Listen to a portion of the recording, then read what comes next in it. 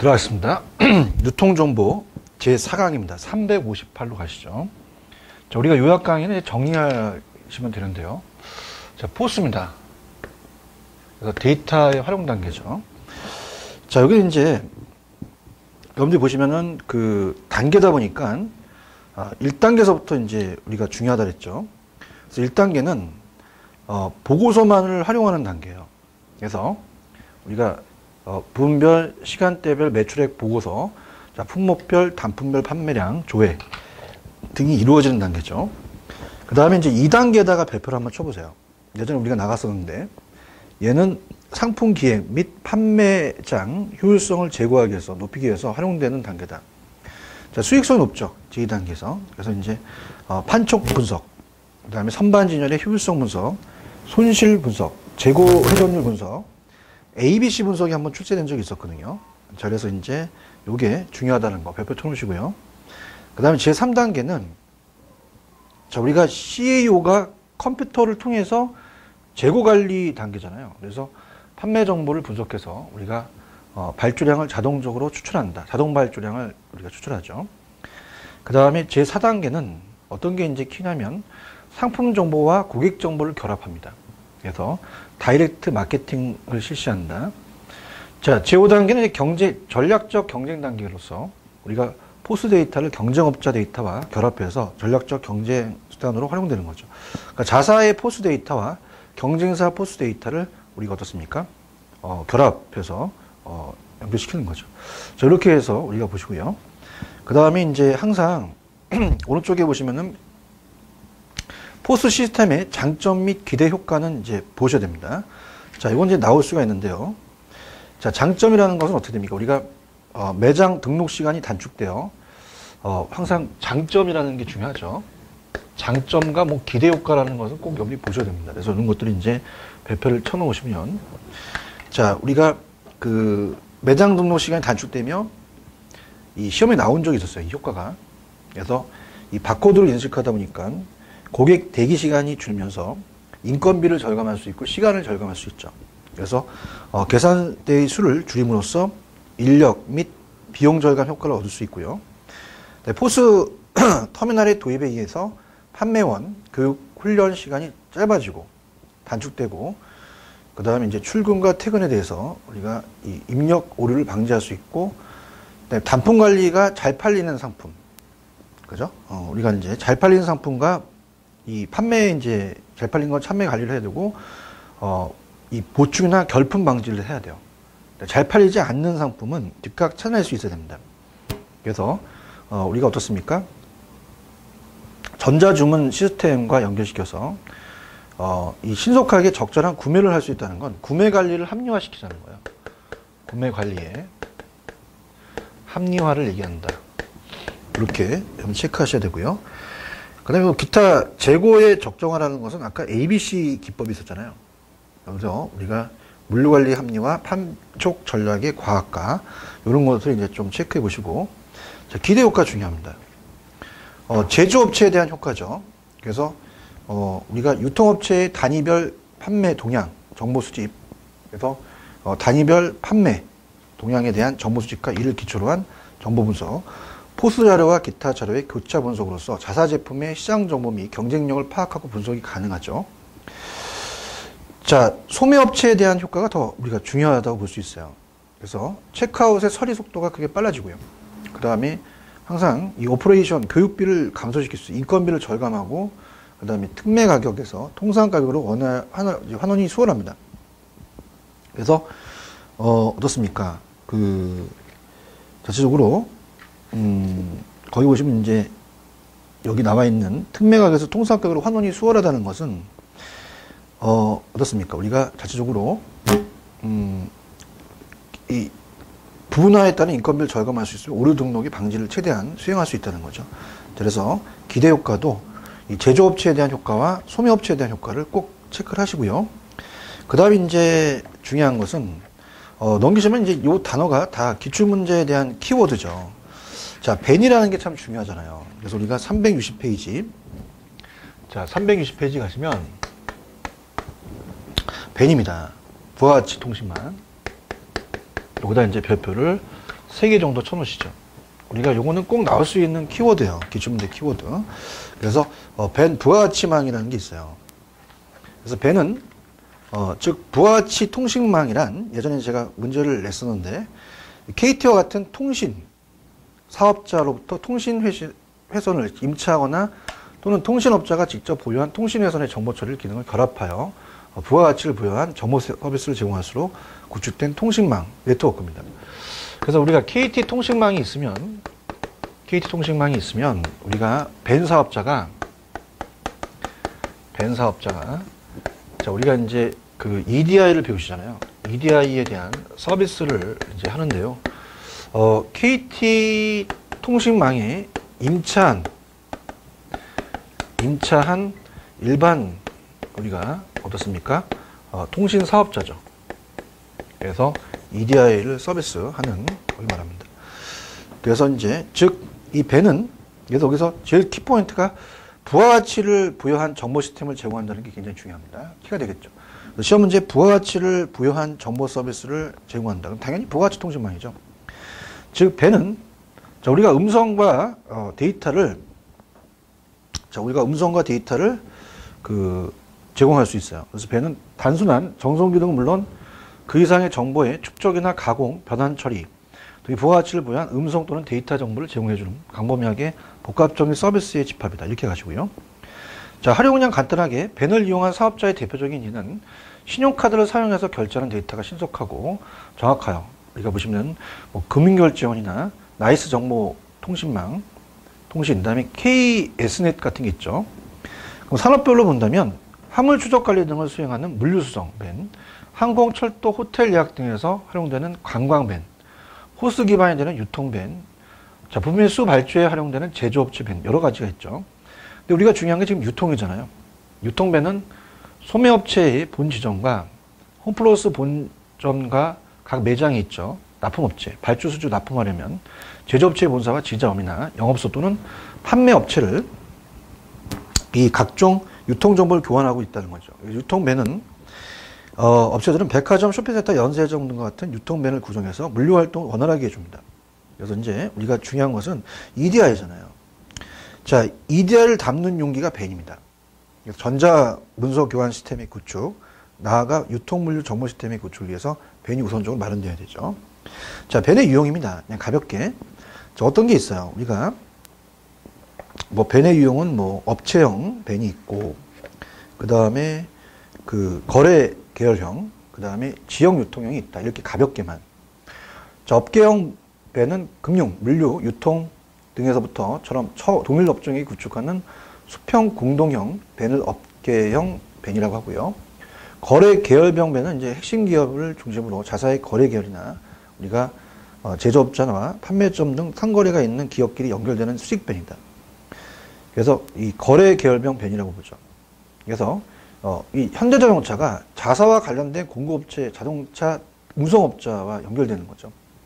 지역 유통벤은 다수의 중소 소매업과 도매업의 공동형 수발주 시스템, 포스의 경우를 지역 유통벤이라고 한다. 자, 그다음 이제 EDI로 가야죠. 이제 우리가 벤을 봤으니까. 자, EDI가 이제 전자문서 교환입니다. 자, 이것도 이제 별표를 하나 쳐놓으세요. 그래서 EDI도 우리가 시험 문제 나올 가능성이 높습니다. 별표 3개. 전자문서 교환이에요. 그래서 얘는 이제, 어떻습니까? 기업 간에 교환되는 서식이나 기업과 행정관청 사이에서 교환되는 행정서식을 일정한 형태를 가진 전자 메시지로 변환 처리를 상호 간에 합의한 통신 그 표준 따라 컴퓨터와 컴퓨터가 교환되는 전자문서 교환 시스템이다. 자, 얘는 이제, EDI는 거래 당사자나, 당사자가 우편이나 우편에 의존하는 종이 서류 대신에 컴퓨터를 읽을 수 있는 서로 합의되고 표준화된 자료인 전자서를 데이터 통신망을 통해서 이 컴퓨터와 컴퓨터 재입력 과정 없이 직접 업무에 활용할 수 있도록 하는 새로운 정보 전달 방식이다. 자, 그렇게 엄리 보시면 돼요. 그 다음에 이제 EDI의 통신망이죠, 밑에.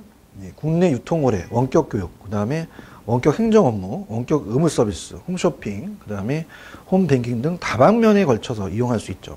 그래서 전자통신망을 의미해서 통신망은 주로 벤의 통신망을 이용한다. 이렇게 보시면 돼요.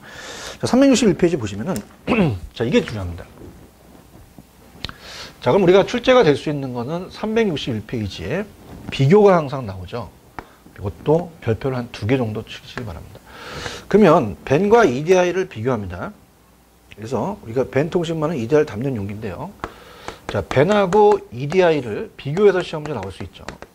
그래서 벤이라는 자체는 통신 회선을 직접 보유하거나 임차하여 다양한 부가가치를 부여한 음성 또는 데이터 정보를 제공하는 서비스라고 얘기했어요. 그래서 EDI를 수행하는 수단, EDI를 담는 용기죠. 전송 교환, 통신 정보 처리 기능, 각 물류 경로의 강화, 정보 전달의 효율화, 화물 추적 등이 되겠죠. 근데 EDI는 자, 우리가 서로 어떻습니까? 그러니까 요거는 EDI를 수행하는 수단이라는 게 키가 되고 EDI를 담는 용기가 중요하죠. EDI를 담는 용기. 당연히 구분이 되겠죠. 자, EDI는 서로 다른 기업 간의 상거래를 위한 데이터, 합의한 규격이 있어요. 합의한 규격. 그래서 컴퓨터로 교환을 합니다. 그래서 앞에 우리가 에디팩이라고 그랬죠. 에디팩.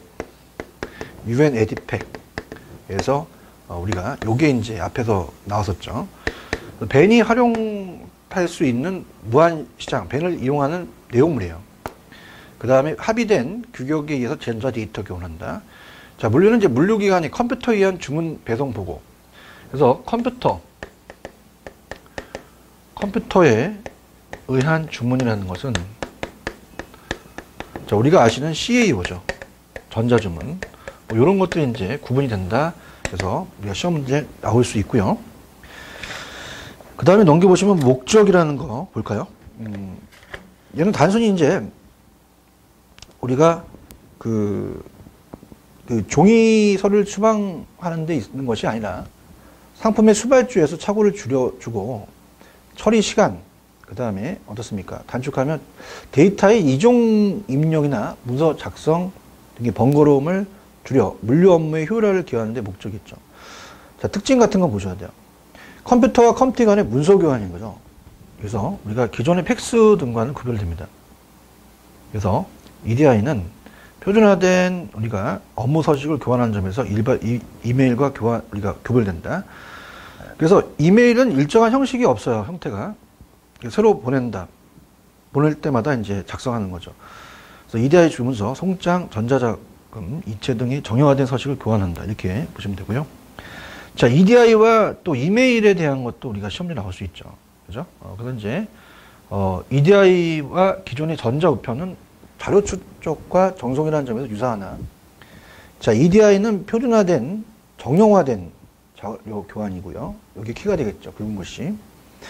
자, 전자우편은 이제 비정형화된 자료 교환이다. 요게 이제 시험에 나오겠죠. 그래서 전자우편은 비정형화된 자료를 다른 용도로 활용되기 위해서는 다시 입력을 해야 하나, 이젠 다시 입력할 필요 없이 즉시 업무에 활용할 수 있다. 그럼 우리가 밑에 박스에다가 별표를 하나 쳐보세요. 한 2개 정도 우리가 치는데요. 자, 여기 이제 항상 비교라는 게 시험에 나와요. 그래서 우리가 이 이메일과 EDI의 차이점이죠. 그럼 가장 중요한 것은 이메일은 단순한 그 구조의 일반 구문, 편지 안내문, 비정형적 문서가 키가 되겠죠. 비정형적 문서. 그래서 이 주소만 알면 다 보낼 수 있습니다. 장점은 이제 자유로운 형식의 문서 교환이 용이한데 정보의 즉시 데이터 베이스화 불가능하고요. 자, EDI는 구조화된 거죠. 구조화된. 그래서 표준 양식 사용, 공식 거래 서류 교환, 다량 자료 반복적으로 교환할 수 있고요. 자, 가입된 거래 상대만 사용합니다. 자, 선적을 예를 들어서 우리가 물류에서 컨테이너 터미널에서 선사 간의 사전에 반출입 정도를 EDI로 이제 미리 교환할 수 있죠. 특정 기업과 특정 기업, 벤 사업의 가입자만 사용할 수 있다는 거. 가입된, 그죠? 가입된, 어떻습니까? 우리가 거래 당사자, 거래 상대만이 이용한다는 게 이메일하고 틀리겠죠. 특정 기업과 특정 기업. 특정 기업과 특정 기업. 그래서 벤 사업에 가입한 사람만, 가입자만 된다는 거. 그렇게 염두에 보시면 됩니다. 그래서 이제 이게 중요해요, 여러분들이. 예, 그래서 이제 우리가 그 EDI는 재입력 불필요하고 표준의 메시지 변환할 수 있고 독립적인 데이터베이스가 구축되죠. 그다음에 비표준화 이 정보 교환이 불가능하다. 그러니까 이메일과는 반대라고 생각을 하시면 됩니다. 이렇게 보시고요. 그다음에 이제 밑에 EDI 구성 요소가 이제 중요한데, 자, EDI 사용자 간에 교환되는 전자문서의 내용 및 구조, 그다음에 통신 방법 등에 관한 지침. 자, 우리가 아까 UN 에디팩이라고 얘기했잖아요. 그래서 밑에 나옵니다. 쭉 내용이 나오니까 염두에 한번 읽어보시고, 밑에 가시면 이제 맨 밑에 우리가 현재 주문서, 송장, 발송, 이 통지서 등 42종에 이르고 있죠. 표준서적이 만들어지는 게. 그렇게 보시면 되고, 그 다음에, 어떻습니까? 이 서비스 제공자는 부하치 통신망 사업자에 의해 수행이 되고, 그 다음에 오른쪽 서비스에 대한 이용자는 EDI의 유통업체나, 우리 어떻습니까? 물류업체, 이런 것들이 이제 이용자가 되겠죠. 물류회사나 제조회사가 어떻습니까? 벤 사업자에 가입을 하게 되면은 매월 월정 사용료를 내겠죠. 이용자들이. 그 다음에 EDI 사용자 시스템은 하드웨어, 소프트웨어, 그 다음에 서류 작성, 응용 소프트웨어, 그 다음에 표준 형태로 변환시켜주는 우리가 변환 처리 소프트웨어, 통신 소프트웨어 등이 되겠죠. 자, EDI 표준도 한번 볼게요. 자, EDI 표준이란 이 사용자 간에 교환되는 전자문서의 내용과 구조, 통신 방법에 관한 일련 규칙 및 지침을 말합니다. 그래서 어떤 공통 언어라고 할 수 있죠. 그래서 밑에 가시면 따라서 EDI 표준은 서로 다른 거래 당사자들 간에 또는 이들의 내부 업무 시스템 간의 전자문서 교환이 이루어지게 하는 가장 핵심적인 역할을 한다. 자, 용도에 따라서는 밑에 우리가 전자문서 표준 또는 메시지 표준, 통신 표준으로 구분됩니다. 전자문서 표준은 전자적으로 전달될 수 있는 문서, 전자 문서에 포함되는 정보의 순서와 형태, 정보의 각 부분의 의무 등에 대한 지침 등을 포함되죠. 그 다음에 자, 이에 비해 통신 표준은 컴퓨터를 통한 전자문서의 송수진, 규약으로 어떤 정보를 어떤 방식으로 전송할 것인가에 관한 사용자 간의 합의를 말합니다. 그 다음에 이제 도입 효과라는 게 중요해요. 도입 효과에다가 이제 우리가 별표를 쳐보시기 바랍니다. 항상 도입 효과 이런 게 중요합니다. 그래서 EDI의 도입 효과도 한 2개 정도 별표를 하나 쳐놓으세요. 그래서 예전에 제가 문제를 냈었는데, 당연히 서류 없는 업무 환경으로 오류의 감소, 비용 절감, 사무 처리비, 인건비, 내부 업무 처리의 절차의 개선이고, 자, 우리가 외부가 아니잖아요. 내부 업무 처리입니다. 절차의 개선. 이런 것들이 이제 나올 수가 있고, 프로세스 절차는 주문 사이클을 단축하고, 재고 관리비 감소, 업무 처리 시간 단축, 그러니까 다 단축하고 감소란 말이에요. 고객 요구에 효율적으로 대응하고, 거래 상담원과의 정보 교육 협력 관계를 증진시키고, 자, 우리가 어떻습니까? 사무 인력의 생산성 향상이 되고, 물류 정보의 신속한 유통에 따른 정보 관리의 강화, 유통 물류 정보의 신속, 그래서 관련 부서 간의 정보 공유에 따른 업무 감소 및 저감도 증가다. 이렇게 해서 우리가 보시면 되고요. 그 다음에 이제 EDI 도입에 대한 확대 방안이라는 것은 그냥 여기 확대하기 위해서는 이걸 최고 경영자의 확고한 의지가 필요하고요.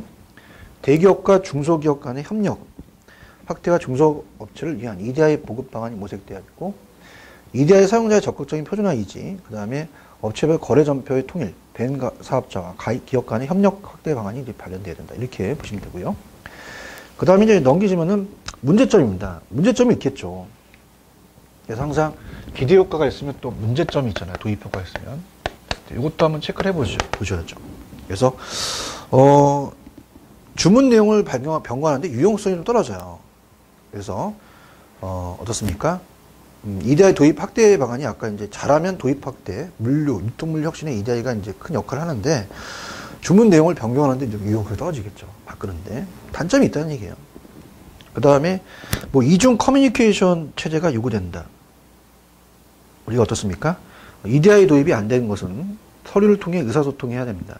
그래서 EDI를 안 쓰는 기업과는 거래할 때 뭐 이중적 문서 교환 시스템을 갖고 있어야 되는 거죠.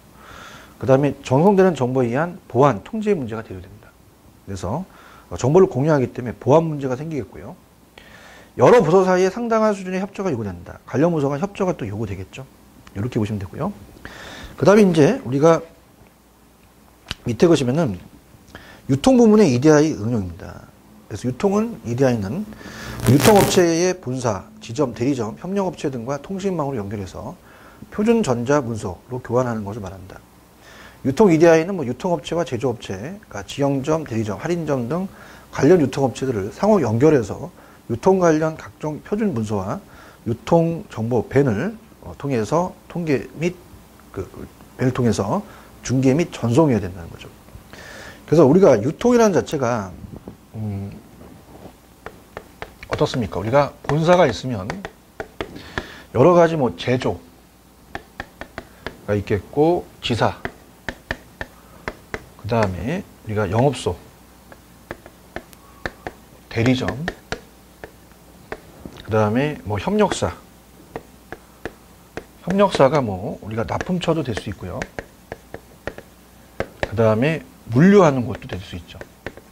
물류하는 곳.